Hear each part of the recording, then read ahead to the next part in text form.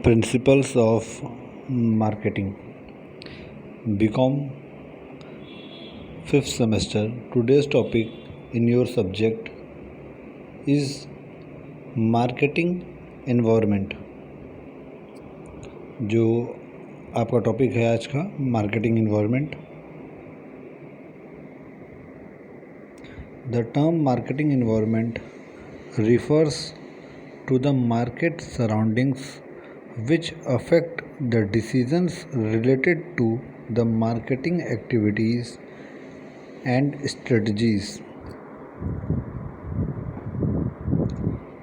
तो जो ये शब्द है मार्केटिंग एनवायरनमेंट बताता है, समझाता है हमें जो भी मार्केट के सराउंडिंग्स हैं, जिस मार्केट में आप वर्क कर रहे हैं, जिस कंडीशन में आप अपने बिजनेस को चला रहे हैं, जिन सराउंडिंग्स के साथ आप डील कर रहे हैं, जो आपके डिसीजन पे, जो आपके फैसलों पे असर डालता है,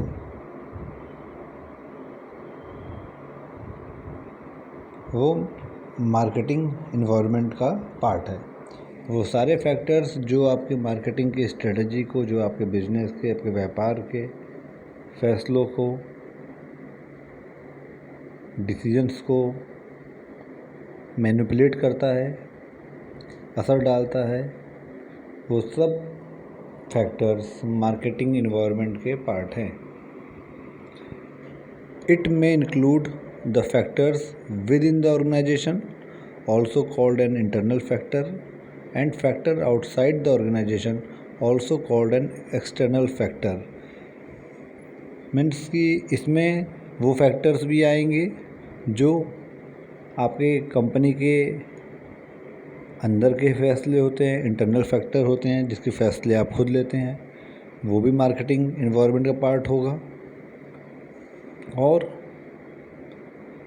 वो फैक्टर्स जो आपके हाथ में नहीं है, जिसका डिसीज़न आप नहीं लेते हैं, जिसके बारे में आप डिसाइड नहीं कर सकते हैं, वो सारे फैक्टर्स भी मार्केटिंग एनवायरनमेंट के पार्ट रहेंगे. तो मार्केटिंग एनवायरनमेंट को फिर से आप समझ लीजिए एक बार, इसका इंट्रोडक्शन ज़रा छोटा सा. मार्केटिंग एनवायरनमेंट वो सारे चीज़ होते हैं, मार्केटिंग एनवायरनमेंट का पार्ट वो सारे चीज़ें होती हैं जो आपके कंपनी के, जो आपके बिजनेस के, जो आपके व्यापार के, ऑर्गेनाइजेशन के डिसीजन को मैनिपुलेट करे, आपके लिए गए फैसलों को असर डाले, या जिनके कारण, जिन भी फैक्टर्स के कारण आप अपने डिसीजंस को, अपने फैसलों को चेंज करते हैं या डिसाइड करते हैं, वो सारे फैक्टर्स मार्केटिंग एनवायरनमेंट का पार्ट हैं. मार्केटिंग एनवायरनमेंट के फैक्टर्स इंटरनल भी हो सकते हैं, जो आपकी कंपनी के अंदर हैं, जिनके फैसले आपको करने रहते हैं, जो फैसले आप लेते हैं, जो आप कंट्रोल कर सकते हैं. इसके बारे में हम लोग अभी आगे डिटेल में बात करेंगे.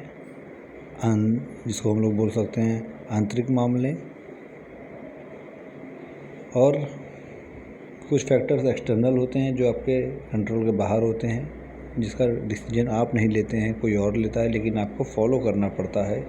उनकी वजह से अपने स्ट्रेटजी को, अपनी पॉलिसी को, अपने डिसीजन को चेंज करना पड़ता है या उनके अकॉर्डिंग लेना पड़ता है. तो वो सारे फैक्टर्स एक्सटर्नल फैक्टर्स कहलाते हैं. बाहरी फैक्टर्स, बाहरी तत्व जिसे बोल सकते हैं. दोनों चीज़ के बारे में भी, इंटरनल एंड एक्सटर्नल के बारे में डिटेल में बात करेंगे हम लोग अभी आगे. मार्केटिंग एनवायरनमेंट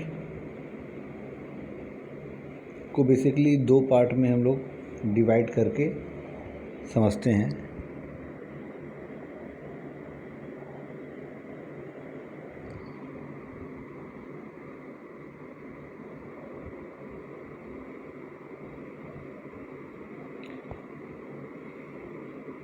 मार्केटिंग एनवायरनमेंट दो पार्ट में डिवाइड होते हैं.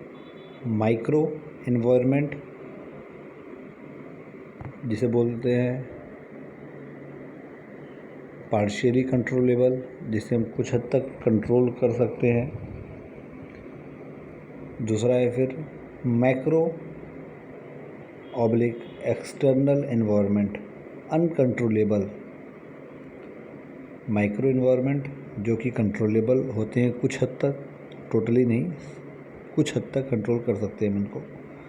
दूसरा है मैक्रो एक्सटर्नल एनवायरनमेंट जो कि अनकंट्रोलेबल होते हैं, जो हमारे हाथ में नहीं होते हैं, हम इनको नहीं कंट्रोल करते हैं, बल्कि ये हमारे डिसीजंस को कंट्रोल करते हैं। मैक्रो जो एक्सटर्नल एनवायरनमेंट के कुछ पॉइंट्स हैं, political, economic, demographic, technological, natural, global, social, इनके बारे में भी हम लोग डिटेल में भी आगे के पॉइंट्स में डिस्कस करेंगे।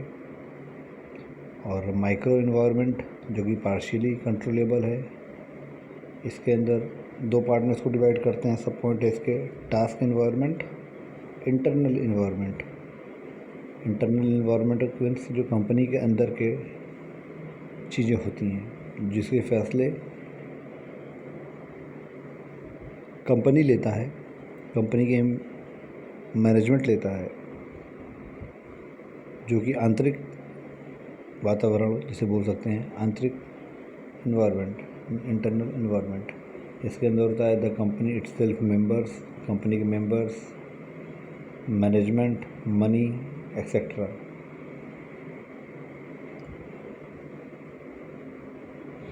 टास्क एनवायरनमेंट में सप्लायर्स,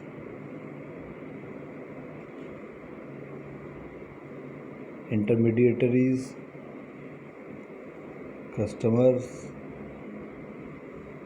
एंड कंपटीटर्स, इन सारे पॉइंट्स के बारे में भी हम लोग आगे डिटेल में बात करेंगे।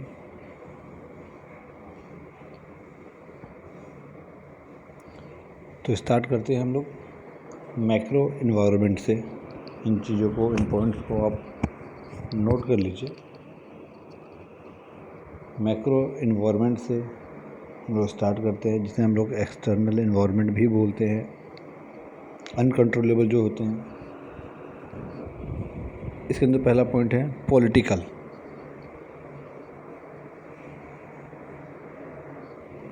पॉलिटिकल एनवायरनमेंट चेंज होने से हमारे कंपनी के डिसीजंस पे, हमारे कंपनी पे असर आते हैं, क्योंकि हर कंपनी का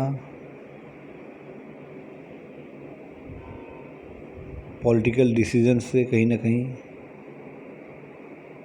कनेक्शन रहता है। फॉर एग्ज़ाम्पल, कांग्रेस और बीजेपी जो दो लीडिंग पार्टीज़ हैं हमारे कंट्री में, दोनों की अपनी अपनी विचारधाराएं हैं, दोनों की अपनी अपनी सोच है, दोनों का अपना अपना सोचने का तरीका है।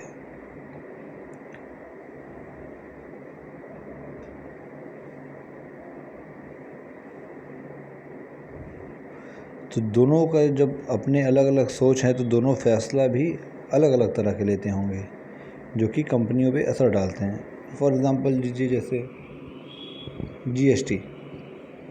जीएसटी को पास करने का प्रावधान, जीएसटी को पास करने के बारे में सोचना,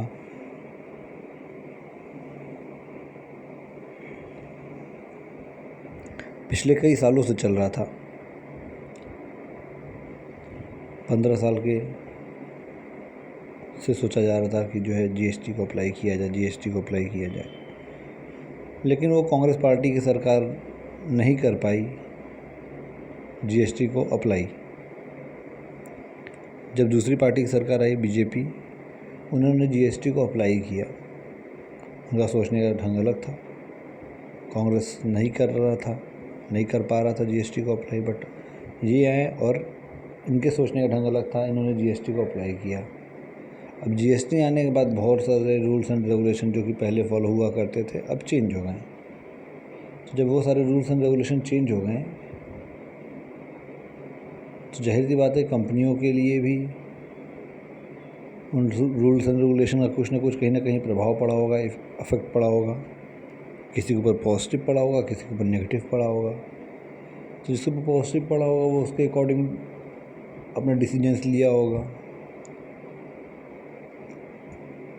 कि इस मौके को कैसे अच्छे से अच्छा इनकैश किया जा सके, भजाया जा सके, कि जिससे हम प्रॉफिट कमा सकें।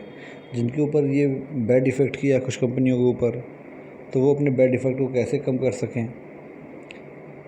जो GST का आने से हुआ है उस पर डिसीजन लिए होंगे। तो पॉलिटिकल फैक्टर्स कहीं ना कहीं कंपनियों पे असर डालते हैं। जो पॉलिटिकल फैक्टर्स द्वारा लिए गए डिसीजंस होते हैं उनसे कंपनी के ऊपर असर आता है और उसके अकॉर्डिंग कंपनी को डिसीजन लेना होता है और वर्क करना पड़ता है।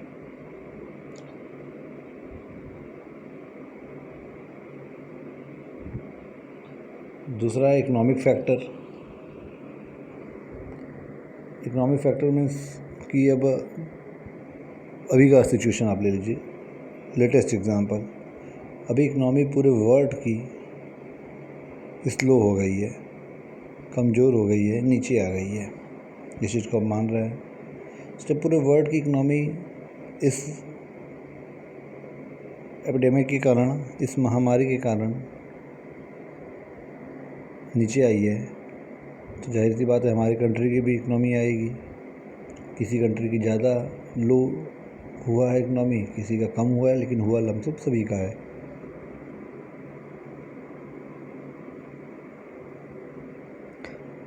तो जब सबकी इकोनॉमी लो हुई है, हमारी कंट्री की भी इकोनॉमी लो हुई है, तो जाहिर सी बात है हमारे कंट्री की इकोनॉमी लो हुई है तो हमारे कंपनी के ऊपर भी उसका प्रभाव कुछ ना कुछ पड़ेगा। क्योंकि और वो इकोनॉमिक का लो होना, इकोनॉमिक का नीचे गिरना, इकोनॉमिक का ऊपर बढ़ना, वो हमारे हाथ में नहीं है, वो हमारे कंट्रोल में नहीं है। हम उसको रोक नहीं सकते, बट वो इसमें जैसे भी चेंजेस आएंगे उसके अकॉर्डिंग हमें अपनी पॉलिसी को चेंज करना पड़ेगा और अपने कंपनी को स्टेबल रखने की कोशिश करना पड़ेगा। तो ये फैक्टर, इकोनॉमिक फैक्टर कि मार्केट की इकोनॉमी का क्या कंडीशन है, अच्छा हो रहा है, ऊपर जा रहा है कि नीचे जा रहा है। अगर दुनिया की इकोनॉमी नीचे जा रही है जिस तरह अभी महामारी में हो रही है, तो उस तरीके से उस सिचुएशन में हमारी कंपनी का भी ग्राफ हो सकता है नीचे जाए और उसके अकॉर्डिंग हमें डिसीजन लेना पड़ेगा कि किस तरीके से हम कंट्रोल कर सकें और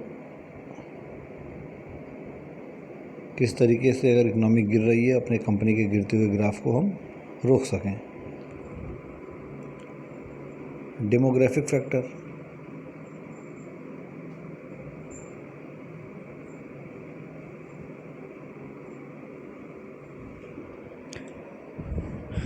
डेमोग्राफिक फैक्टर मीन्स कि रीजनल एरिया का क्या लुक है, वहाँ का क्या सिचुएशन है। जैसे कि कुछ एरिया जो होते हैं वो पहाड़ी क्षेत्र होते हैं, कुछ एरिया बहुत बर्फीले होते हैं, कुछ एरिया नॉर्मल होते हैं, गर्म होते हैं। तो वो हमारे कंट्रोल में नहीं है। जैसे अगर ठंडी की जगह है, इंडिया में ही देखिए, यहाँ पे एक देश है, देश एक है, लेकिन कितना डेमोक्रेटिकली चेंज है। नॉर्थ में चल जाएंगे तो 12 महीने ठंडी रहती है, बर्फ़ जमी रहती है।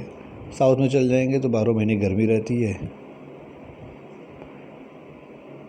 और नॉर्थ के मिड में आ जाएंगे जहाँ पे हम लोग का शहर है, उत्तर प्रदेश जो स्टेट है हम लोग का, ये मिड में, यहाँ ठंडी भी आती है, गर्मी भी आती है। तो हर एरिया डेमोग्राफिकली अलग है, कहीं पहाड़ है, कहीं समतल ज़मीन है, तो उनका असर होता है हमारे कंपनी पे, हमारे बिजनेस के डिसीज़न पे। अगर हम नॉर्थ के ठंडी इलाकों में जाके अगर हम हाफ़ टी शर्ट या पतले कपड़ों को बेचें और साउथ के चेन्नई में, कन्याकुमारी में, तमिलनाडु में हम जाके जैकेट्स बेचें तो क्या हमें पॉजिटिव रिस्पॉन्स मिलेगा, हमें प्रॉपर सेल मिलेगा अपने प्रोडक्ट्स का? नहीं, बिल्कुल नहीं मिलेगा, क्योंकि हम लोग डेमोग्राफिकली सही डिसीजन नहीं ले रहे हैं। अगर हम कपड़े के व्यापारी हैं, कपड़े को बेचते हैं, तो हमें अपने ठंडी के जो कपड़े हैं उन्हें हमें नॉर्थ में बेचना पड़ेगा कि नॉर्थ के एरिया में बेचें, हिमाचल प्रदेश, उत्तराखंड, कश्मीर, जम्मू, लद्दाख, इन सब बेल्ट में जाके बेचें तो वहाँ पे हमें अच्छा रिस्पांस मिलेगा। और जो पतले कपड़े हैं, half T shirt, half shirt, वो सब हम नीचे साउथ के एरिया में जहाँ पे गर्मी ज़्यादा पड़ती है उधर के एरिया में बेचेंगे तो हमें प्रॉपर सेल मिलेगा। तो असर डाला हमारे ऊपर डेमोग्राफिक फैक्टर डिसीजन पे। नेक्स्ट है टेक्नोलॉजिकल फैक्टर। टेक्नोलॉजी में जैसे जैसे चेंज आती है वैसे वैसे हमें भी चेंज करना पड़ता है ताकि हम अच्छे से अच्छा प्रोडक्ट दे सकें। अब जैसे कि छोटा सा एग्जांपल लीजिए, अभी कार से हटाइए, मोबाइल का एग्जांपल लीजिए। तो पहले कीपैड वाला मोबाइल आता था छोटा सा, उसी को लोग लेके बहुत इतराते हुए बात करते थे कान पे लगा के, अरे कीपैड वाला मेरा मोबाइल है। कोई नया मोबाइल ले ले, कोई लड़का या लड़की सबके सामने बात करे, देखो मोबाइल रखे हैं, कीपैड वाला मोबाइल रखे हैं। फिर कीपैड वाले मोबाइल के बाद कैमरा वाला मोबाइल आया कीपैड में ही। उसके बाद फिर टेक्नोलॉजिकल चेंजेस आए, तो उसके बाद फिर टच स्क्रीन और एंड्रॉयड मोबाइल अब आ गए। तो अगर हम टेक्नोलॉजिकल चेंजेस को फॉलो नहीं करेंगे और अपने कंपनी की पॉलिसीज़ में, अपने प्रोडक्ट में चेंजेस नहीं लाएंगे तो हम पीछे रह जाएंगे। क्योंकि अब उसी कीपैड वाले मोबाइल को जिसको यूज़र्स शान से दिखा के बात करते थे, देखो मेरे पास कीपैड वाला मोबाइल है पब्लिक में, आज के समय में वही बंदा वो कीपैड वाला मोबाइल यूज़ करेगा पब्लिक में, या आप में से कोई ले रखा है या फिर नॉर्मली कोई भी रखा है इस तरह से कीपैड वाला मोबाइल, तो फ़ोन आएगा तो क्या करेगा, पहले धीरे देखेगा फ़ोन है, अच्छा कीपैड वाला मेरा मोबाइल है, जाएगा किनारे, छुप के धीमे से निकाल के बात करेगा कि कोई देखे ना कि कीपैड वाला मोबाइल हम अभी भी यूज़ कर रहे हैं। तो जो कीपैड वाले मोबाइल को दिखाने में उसको पहले अच्छा लगता था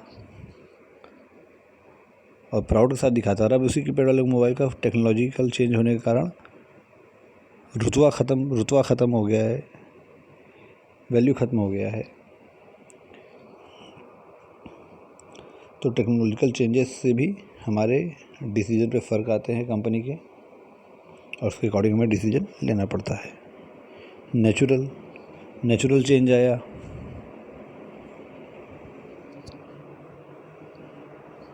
कि भूकंप आ गया, सुनामी आ गई, तूफ़ान आ गया, उसके वजह से कुछ इफ़ेक्ट आया हमारे सोसाइटी में, हमारे कंट्री में, तो हमें उसके अकॉर्डिंग अपने पॉलिसीज़ को चेंज करना पड़ेगा, उसके अकॉर्डिंग अपने कंपनी के डिसीजंस को लेना पड़ेगा। वो हमारे कंपनी के डिसीजंस पे असर डालेंगे।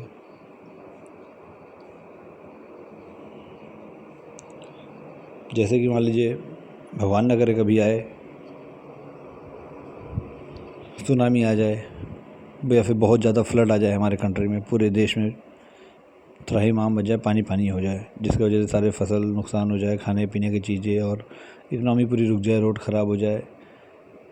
तो ऐसे केस में अगर आप कार बनाने वाली कंपनी है, कार बनाते हैं, तो अपने कार के प्रोडक्शन को रोक देंगे, कम कर देंगे, क्योंकि अब देखेंगे कि इकनॉमी का हालत ख़राब होने वाला है, इतना फ्लड आया है चारों तरफ, नेचुरल कैलेमिटीज़ आए हुए हैं, तो आपका सेल डाउन हो जाएगा अब, और सारे कंपनियों के कार के सेल डाउन हो जाएंगे। तो इसलिए आप प्रोडक्शन पे अपने कंट्रोल कर लेंगे, प्रोडक्शन कम कर देंगे।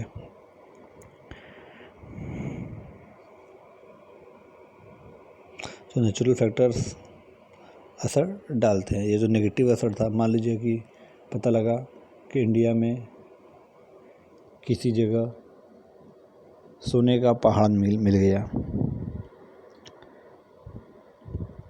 नेचुरल है ये भी, सोने का पहाड़ मिल गया।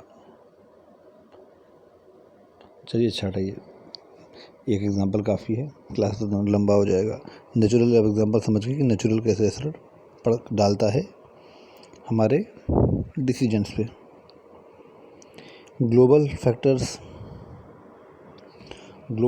मीन्स कि ग्लोबल फैक्टर्स जो कि इंटरनेशनल फैक्टर हैं, जैसे क्रूड ऑयल का दाम कम हुआ। क्रूड ऑयल दाम इंडिया तय नहीं करता, वो इंटरनेशनली ग्लोबली तय होता है। ग्लोबल मीन्स की पूरी दुनिया में अगर क्रूड ऑयल के दाम बढ़ेंगे तो हमारे यहाँ भी क्रूड ऑयल के दाम बढ़ेंगे, और जब क्रूड ऑयल के दाम बढ़ेंगे तो हमारे यहाँ पेट्रोल और डीजल के दाम बढ़ जाएंगे। और पेट्रोल डीजल के दाम मान लीजिए बहुत ज़्यादा बढ़ गए, महंगा हो गया पेट्रोल और डीजल, तो कार की बाइक की बिक्री फिर कम हो जाएगी।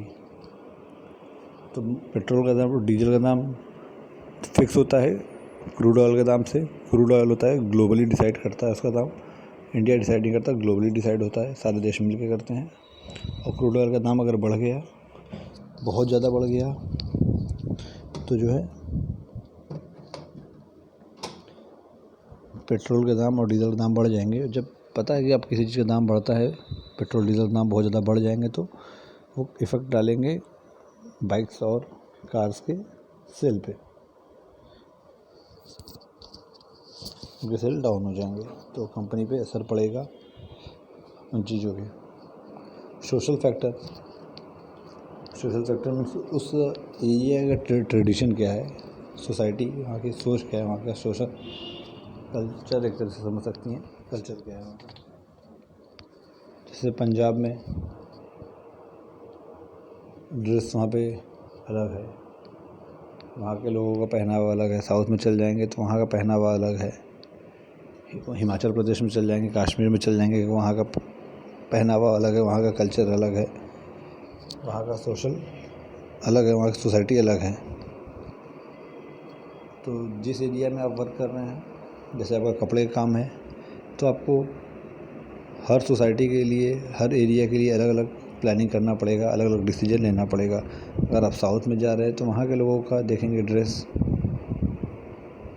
लुंगी बहुत अच्छे से, ताव से, बहुत शान से वो पहन के पार्टी में भी जाते हैं और फंक्शंस में भी जाते हैं। बट हम लोग यहाँ पे अगर लुंगी पहन के जाएंगे तो बेइज्जती लगेगा, यार ये क्या पहन के आ गया है। तो वहाँ का लेकिन सोसाइटी ही ऐसी है, वहाँ का सोशल कल्चर ही ऐसा है। और नॉर्थ में जाएंगे आप, कश्मीर में, तो वहाँ का ट्रेडिशन अलग है, वहाँ का कल्चर अलग है, वहाँ का पहनावा अलग है। तो जहाँ पर जिस तरह का जैसा पहनावा है, उस तरह के पहनावा के हिसाब से प्लान करना और प्रोडक्ट्स को बेचना उस एरिया के। ये सारे पॉइंट्स हैं मैक्रो में, एक्सटर्नल फैक्टर। अब आते हैं माइक्रो इन्वायरमेंट, इंटरनल फैक्टर जिसे बोल सकते हैं आप। इसमें पहला है टास्क इन्वायरमेंट में आते हैं सप्लायर्स, जो हमें कंपनी में रॉ मटेरियल सप्लाई करते हों, जिनसे आप प्रोडक्ट बनाते हैं। अगर आपका कपड़े का काम है तो जो आपको रॉ मटेरियल्स, अगर आप शर्ट बना रहे हैं तो शर्ट बनाने के लिए जो कपड़ा प्रोवाइड कर रहा है वो आपका सप्लायर हुआ, वो भी इंटरनल फैक्टर, वो भी जो है मार्केटिंग इन्वायरमेंट का पार्ट है। इंटरमीडिएटरीज मीन्स कि आपके और कस्टमर्स के बीच में जितने भी इंटरमीडिएटरीज आते हैं, जैसे कि होलसेलर हो गए, रिटेलर्स हो गए, वो सारे जो है आपकी मार्केटिंग इन्वायरमेंट के पार्ट हैं। इंटरमीडिएटरीज में क्या आ गए, होलसेलर, रिटेलर्स, जो आपके कंज्यूमर तक पहुंचने का जो बीच में जितने लोग आते हैं वो सारे इंटरमीडिएटरीज आ जाएंगे। चाहे वो ट्रांसपोर्ट वाला हो गया हो, चाहे होलसेलर हुआ हो, चाहे रिटेलर हुआ हो, वो सारे लोग। कस्टमर्स बहुत इम्पोर्टेंट है।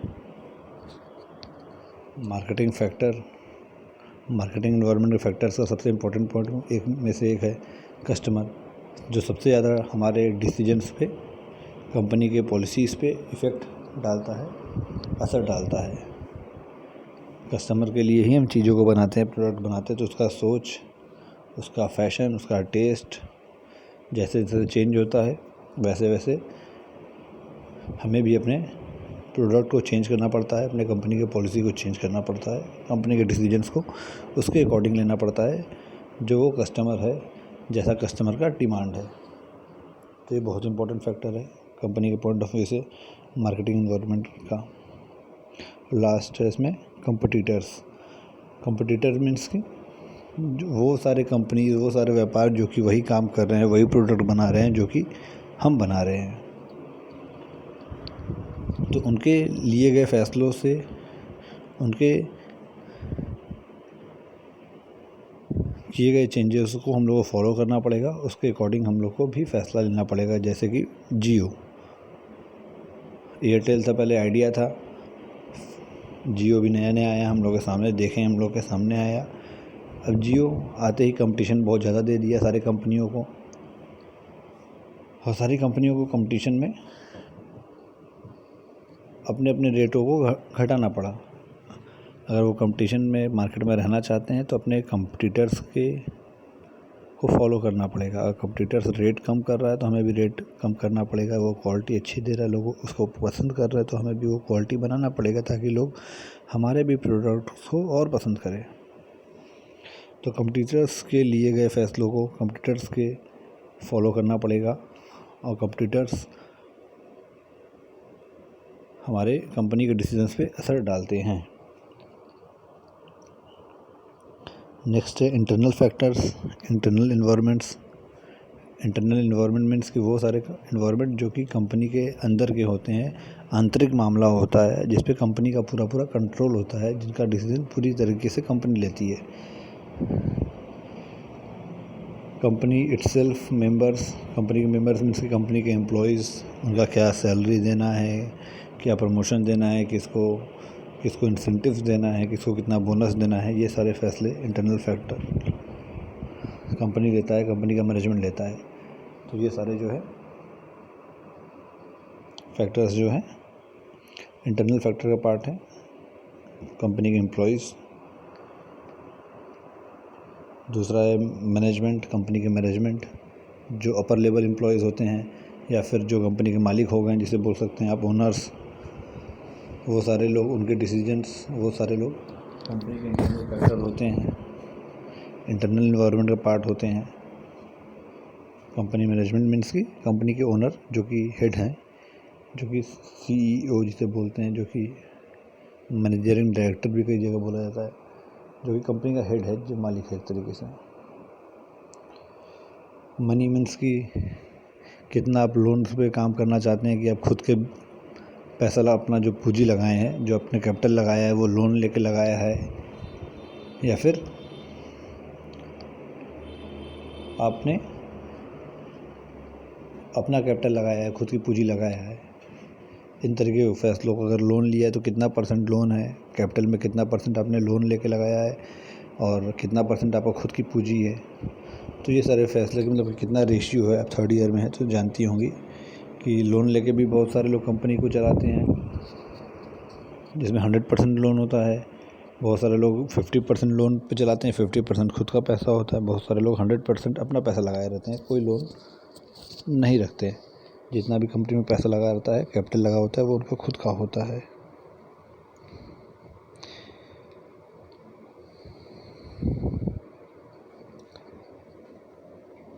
तो ये सारे फैक्टर्स थे इंटरनल फैक्टर्स।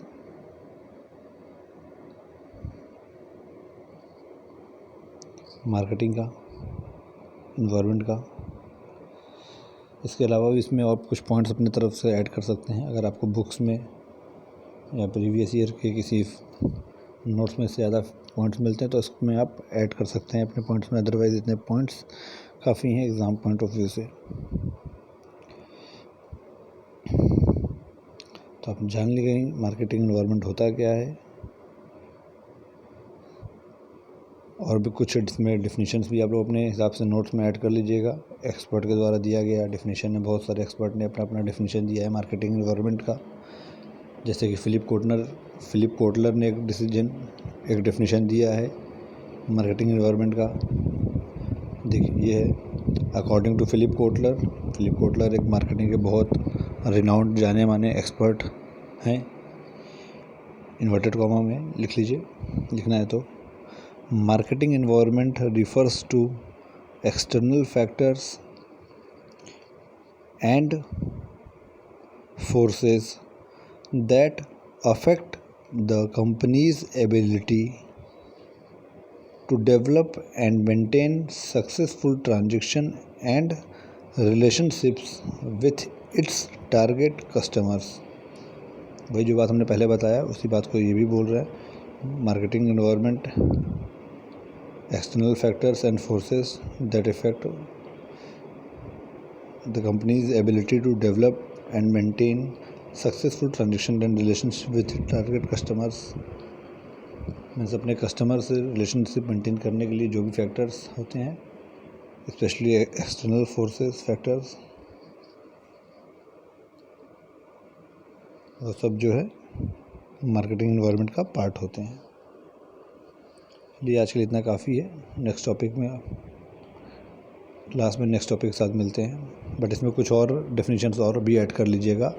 आप बोलेंगे तो हम बता देंगे, अदरवाइज़ आप लोग जो भी बुक्स लिए उसमें कई सारे राइटर्स के कई सारे डेफिनेशंस रहते हैं, उसमें आपको जो भी इजी लगे वो अपने हिसाब से आप डेफिनेशन लर्न कर लीजिएगा एग्ज़ाम पॉइंट ऑफ व्यू से। गुड डे, आज के लिए इतना काफ़ी है। तो नेक्स्ट क्लास में हम लोग नए टॉपिक के साथ मिलते हैं।